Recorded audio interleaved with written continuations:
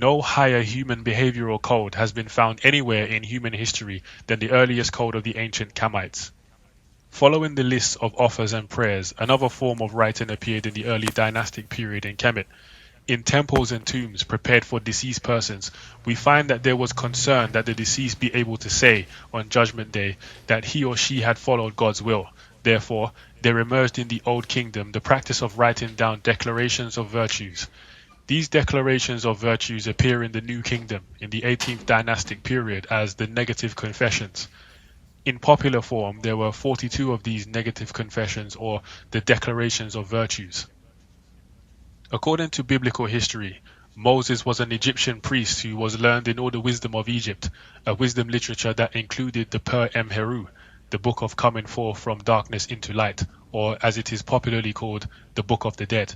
42 negative confessions or declarations of virtues are found in this book and bear a striking resemblance to the much shorter list of virtues which are stated as commandments in the Old Testament.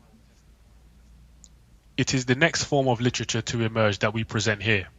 Some writers have referred to it as the wisdom literature of the ancient Khamites, instructions in wisdom, or as the ancient Khamites themselves called it, simply instructions. The earliest incomplete instruction text that survives are the instructions to Kagame, a vizier who served both Huni and Seneferu on the 3rd and 4th dynasties respectively. This is followed by the instructions of Hajadef, the prince, for his son Oibre. Hajadef was the son of Khufu in the 4th dynasty and grandson of Seneferu. However, these instructions are very short and are incomplete, so the oldest complete set of instructions is the 37 teachings or instructions of Ptah-hotep. This makes the Instructions of Ptah-hotep the oldest textbook in the world. The Instructions of Ptah-hotep were copied during the Middle Kingdom on papyri that are still preserved. Some Egyptologists believe that because the instructions were attributed to Ptah-hotep, and because there was indeed an Old Kingdom sage by that name, and because Middle Kingdom writers attributed the sayings to that sage, who is said to have served under King Asa of the 5th dynasty, therefore they should accept that attribution in the absence of compelling evidence to the contrary.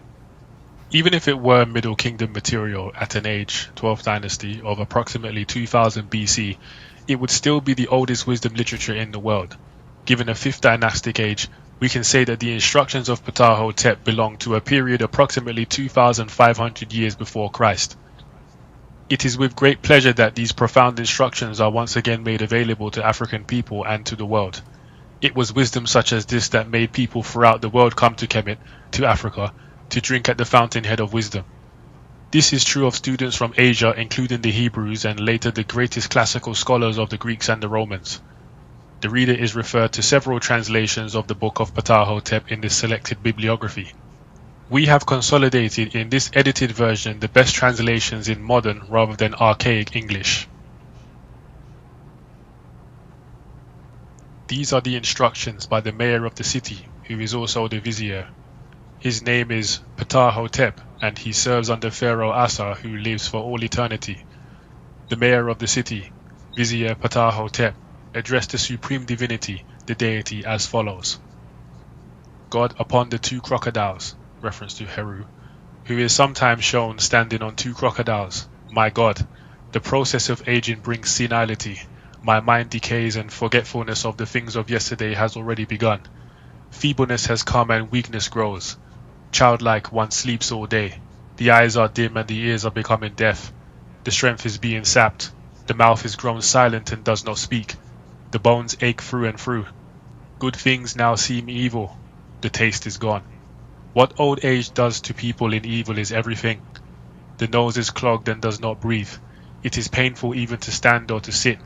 May your servant be authorized to use the status that old age affords, to teach the hearers, so as to tell them the words of those who have listened to the ways of our ancestors, and of those who have listened to the gods. May I do this for you, so that strife may be banned from among our people, and so that the 2 shores may serve you. Then the majesty of the deity said to Ptah-hotep, Go ahead and instruct him in the ancient wisdom. May he become a model for the children of the great. May obedience enter into him, and may he be devoted to the one who speaks to him. No one is born wise. And so begins the formulation of Medu Neter, good speech, to be spoken by the prince, the count, God's beloved, the eldest son of the pharaoh, the son of his body, mayor of the city and vizier, Ptah-hotep, instructs the ignorant in the knowledge and in the standards of good speech. It will profit those who hear. It will be a loss to those who transgress. Ptah-hotep began to speak to Pharaoh's son, to posterity. 1. Do not be proud and arrogant with your knowledge. Consult and converse with the ignorant and the wise, for the limits of art are not reached. No artist ever possesses that perfection to which he should aspire.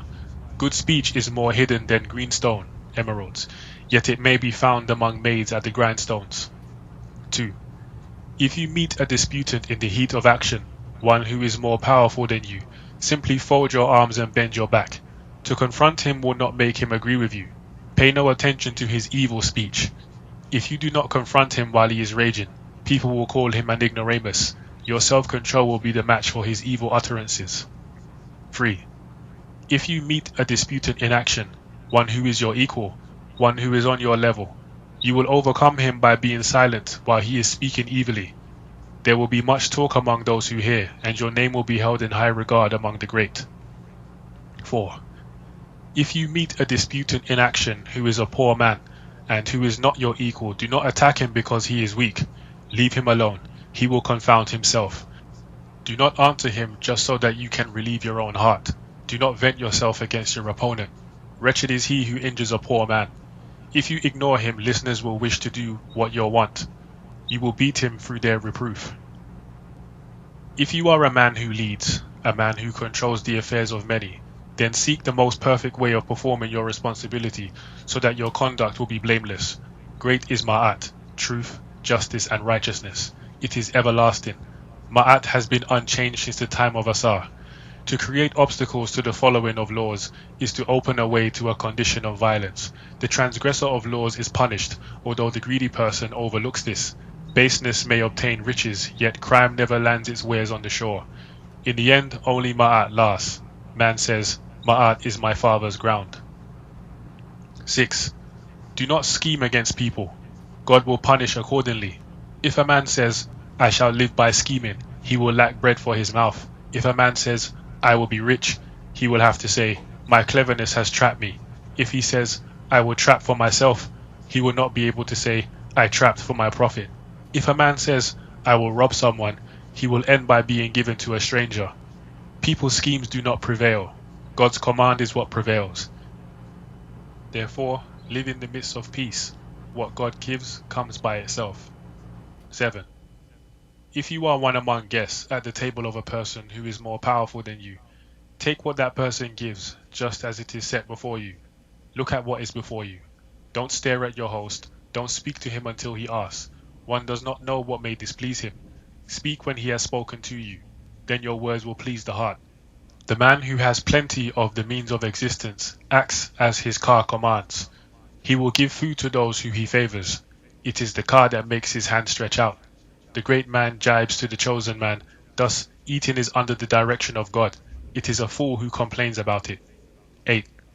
If you are a person of trust sent by one great person to another great person, be careful to stick to the essence of the message that you were asked to transmit. Give the message exactly as he gave it to you. Guard against provocative speech which makes one great person angry with another. Just keep to the truth. Do not exceed it. However, even though there may have been an outburst in the message, you should not repeat it. Do not malign anyone, great or small. The car abhors it. 9. If you plow, and there is growth in your field, and God lets it prosper in your hand, don't boast to your neighbor. One has great respect for the silent person. A person of character is a person of wealth. If that person robs, he or she is like a crocodile in the middle of the waters. If God gives you children, don't impose on one who has no children. Neither should you decry or brag about having your own children, for there is many a father who has grief, and many a mother with children who is less content than another.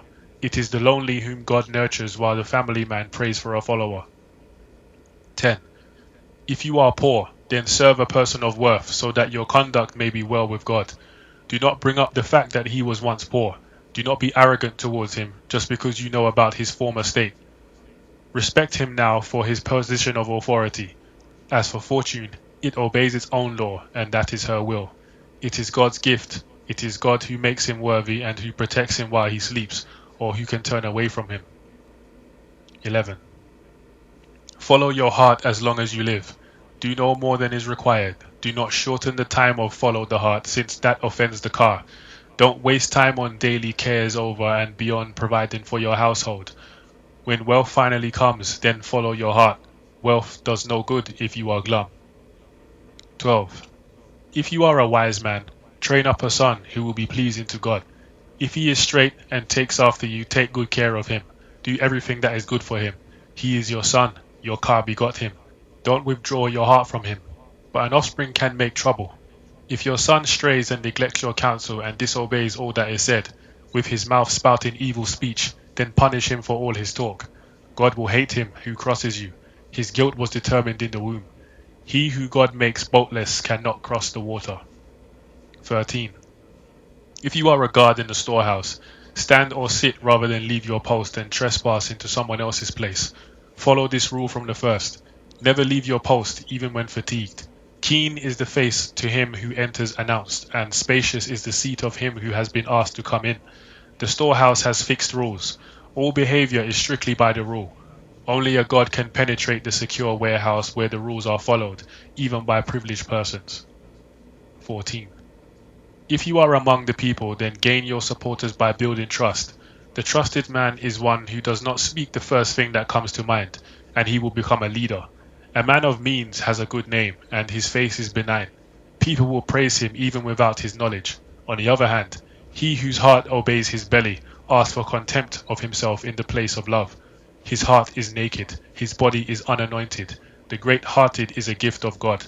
He who is ruled by his appetite belongs to the enemy. 15. Report the thing that you were commissioned to report without error. Give your advice in the high council. If you are fluent in your speech, it will not be hard for you to report, nor will anyone say of you, "Who is he to know this?" As to the authorities, their affairs will fail if they punish you for speaking truth. They should be silent upon hearing the report that you have rendered as you have been told. If you are a man who leads, a man whose authority reaches widely, then you should do perfect things, those which posterity will remember. Don't listen to the words of flatterers or to words that will puff you up with pride and vanity. 17.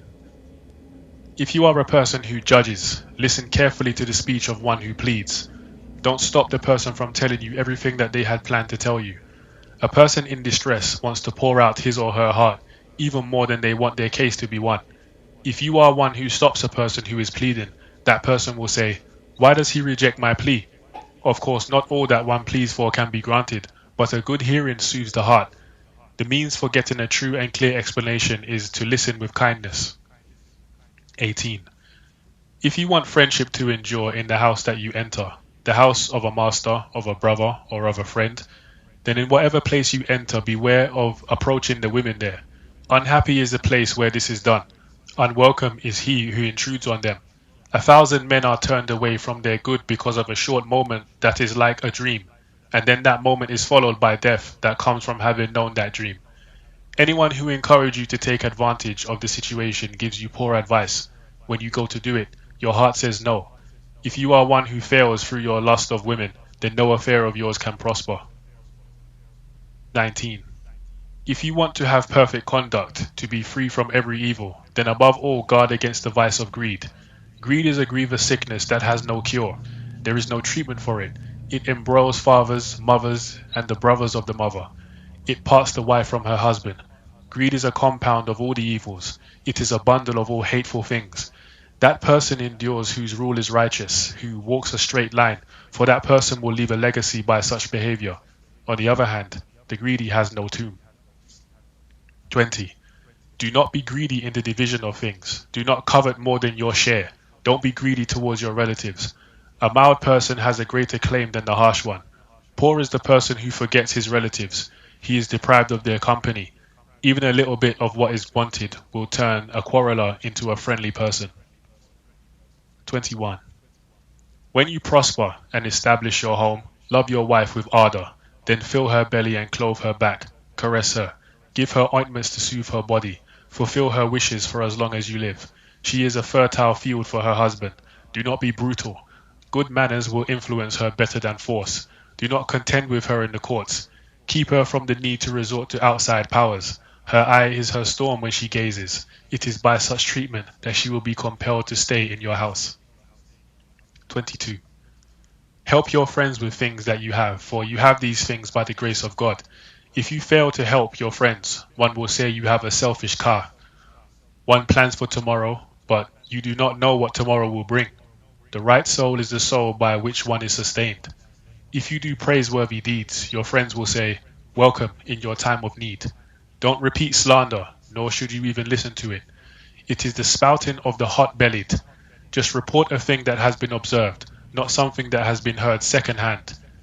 If it is something negligible, don't even say anything. He who is standing before you will recognize your worth. Slander is like a terrible dream against which one covers the face. 24. If you are a man of worth who sits at the council of a leader, concentrate on being excellent.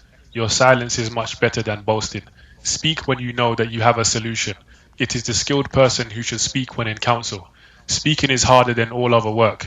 The one who understands this makes speech a servant. 25. If you are mighty and powerful, then gain respect through knowledge and through your gentleness of speech. Don't order things except as it is fitting. The one who provokes others gets into trouble. Don't be haughty lest you be humbled. But also don't be mute lest you be chided. When you answer one who is fuming, turn your face and control yourself. The flame of the hot-hearted sweeps across everything. But he who steps gently, his path is a paved road. He who is agitated all day has no happy moments, but he who amuses himself all day can't keep his fortune. 26. Do not disturb a great man or distract his attention when he is occupied, trying to understand his task. When he is thus occupied, he strips his body through the love of what he does. Love for the work which they do brings men closer to God. These are the people who succeed in what they do. 27. Teach the great what is useful to them. Be an aid to the great before the people. If you let your knowledge impress your leader, your substance from him will then come from his soul. As his favorite's belly is filled, so will your back be clothed, and his help will be there to sustain you. For your leader, whom you love and who lives by useful knowledge, he in turn will give you good support. Thus will the love of you endure in his belly. He is a soul who loves to listen. 28. If you are an official of high standing, and you are commissioned to satisfy the many, then hold to a straight line. When you speak, don't lean to one side or to the other. Beware lest some complain, saying to the judges, "He has distorted things," and then your very deeds will turn into a judgment of you. 29. If you are angered by a misdeed, then lean toward a man on account of his rightness. Pass over the misdeed and don't remember it, since God was silent to you on the first day of your misdeed. 30. If you are great after having been humble, if you have gained your wealth after having been poor, and then go to a town that you know, and that knows your former condition, don't put your trust in your newly acquired wealth, which has come to you as a gift of God. If you do, one day someone there who is poor may very well overtake you. 31. Accept the authority of your leaders, then your house will endure in its wealth. Your rewards will come from the right place. Wretched is he who opposes his leader. One lives as long as he is mild. Bearing your arm does not hurt it.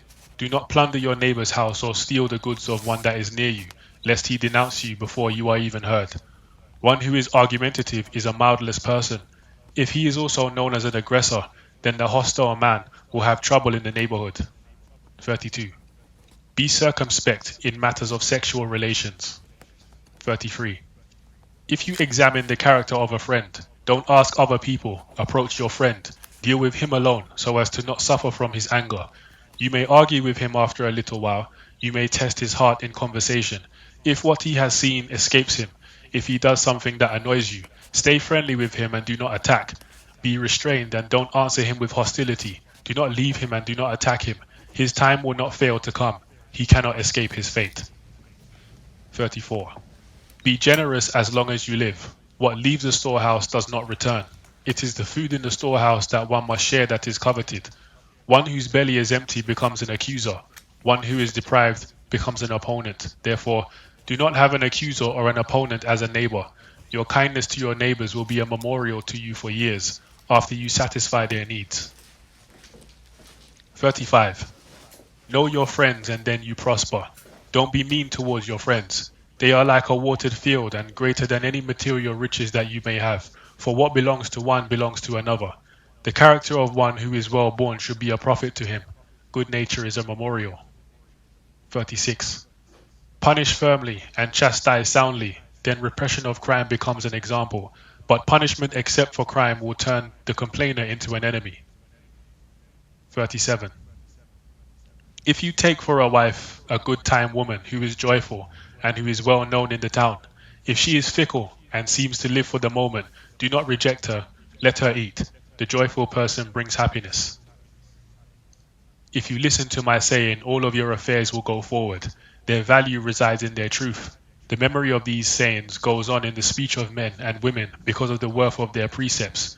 If every word is carried on, they will not perish in this land. If advice is given for the good, the great will speak accordingly.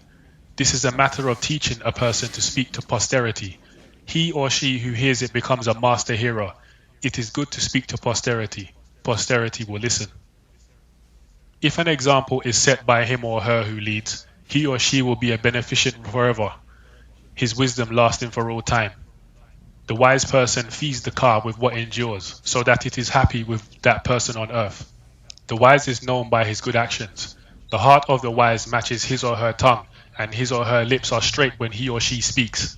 The wise have eyes that are made to see, and ears that are made to hear what will profit the offspring. The wise person who acts with ma'at is free of falsehood and disorder. Useful is hearing to a son who hears. If hearing enters the hearer, then the hearer becomes a listener. Hearing well is speaking well. Useful is hearing to one who hears. Hearing is better than everything else. It creates goodwill. How good is it for a son to understand his father's words? That son will reach old age through those words. He who hears is beloved of God. He whom God hates does not hear. The heart makes of its own a hearer or a non-hearer. Man's heart is his life, prosperity and health. The hearer is one who hears what is said. He who loves to hear is one who acts on what is said.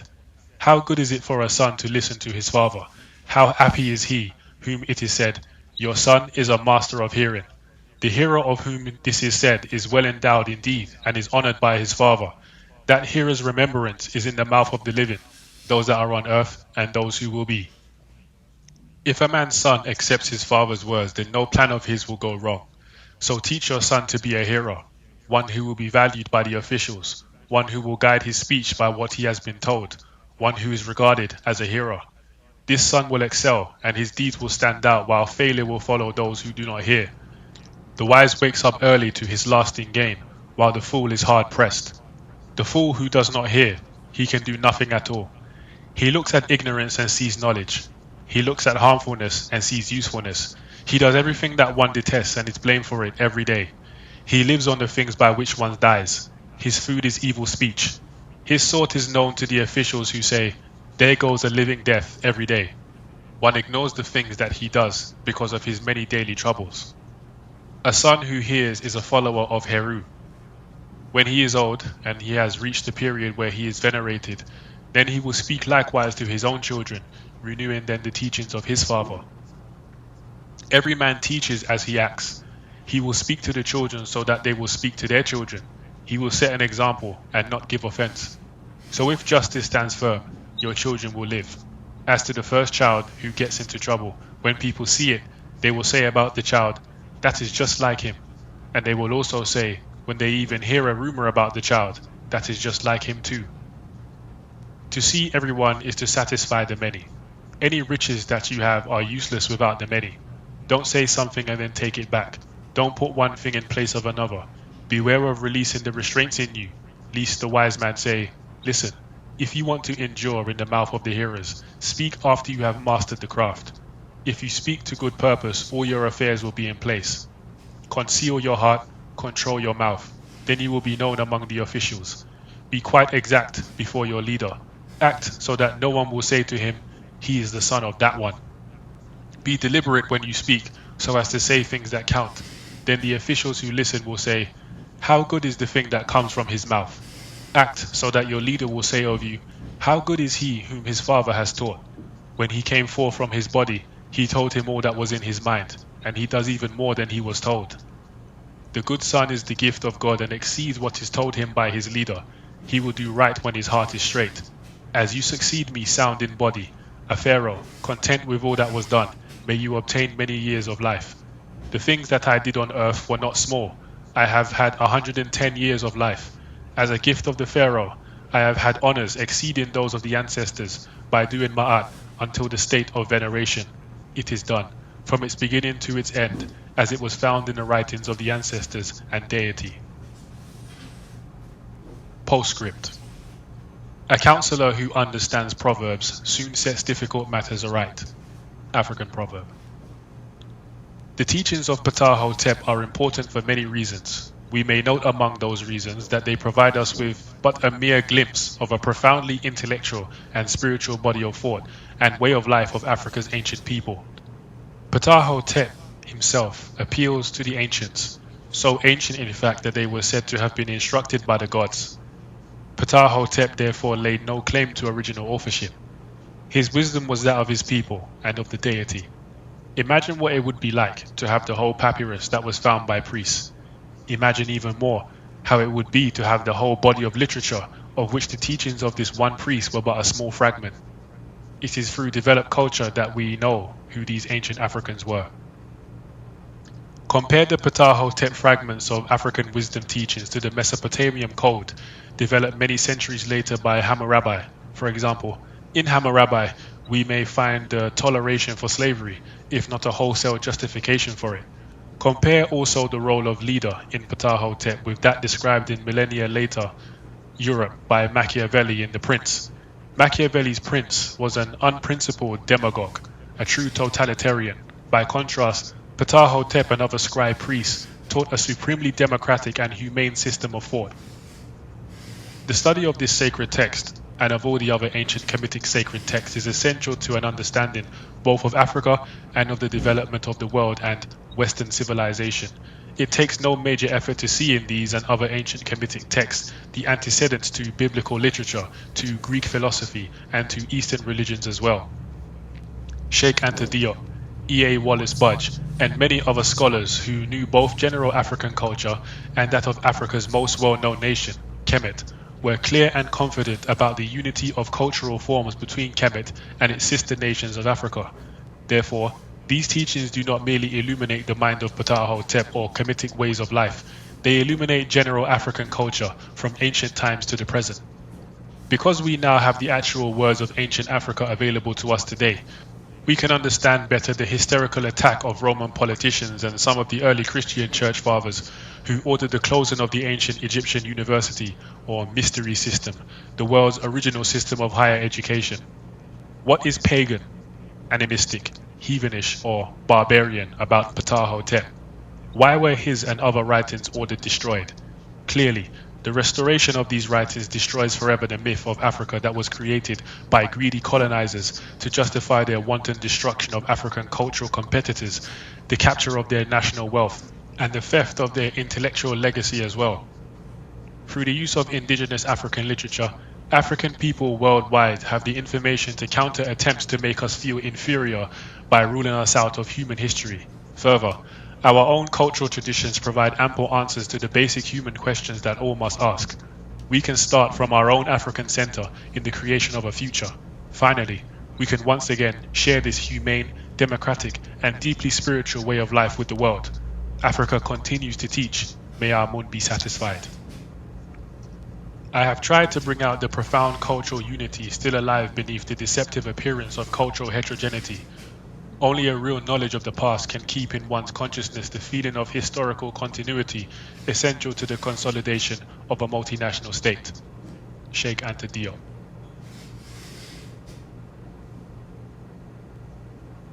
Kemetic Glossary. Amun, the hidden one, shown with a tall crown of feathers, often also in the form of Min, from 2000 to 1360 BC, he is preeminent among Kemetic deities. Dynasty. A succession of rulers of the same line of descent. 30 dynasties of Kemetic kings were listed by the priest Manetho, from Menes to Ptolemy II Philadelphus. Happy, god or Necha of the now, self-engendered, lord of the fish represented by an androgynous divinity, crowned by a papyrus reed. Horus or Heru. Prehistoric Kemetic sky god in the form of a falcon, Horus was said to be the parthenogenetic child of the Virgin Mother Isis.